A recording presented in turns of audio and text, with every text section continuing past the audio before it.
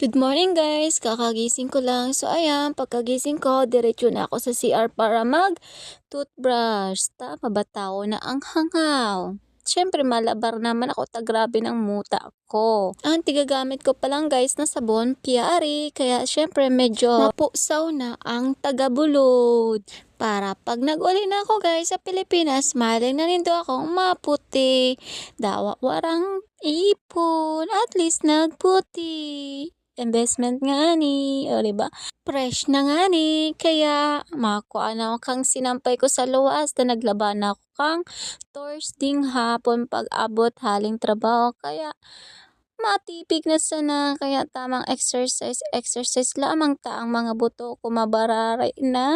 Nagralagatok na guys, pagtas nga makuha. Ay, nag-inom na ako mainit na tubig na punaw na ako.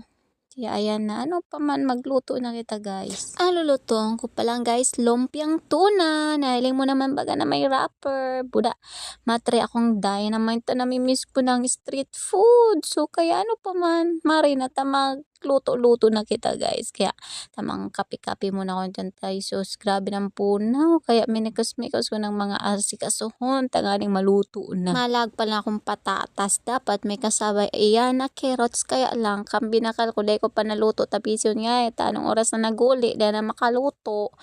Ay naluto pa gaso carrots kang init. Kaya natada na sa patatas. Tapos nagiris na akong bawang sibuyas. Ininit ko muna yung patatas para mag brown. Nagisa naman akong bawang sibuyas. Teko na palang guys, hinali yung oil kang tuna, tapos sinarabay-sabay ko na, minagos-mikos ko na yan. Duwang lata pala yan guys. Tapos ayan na, diba madali lang maluto.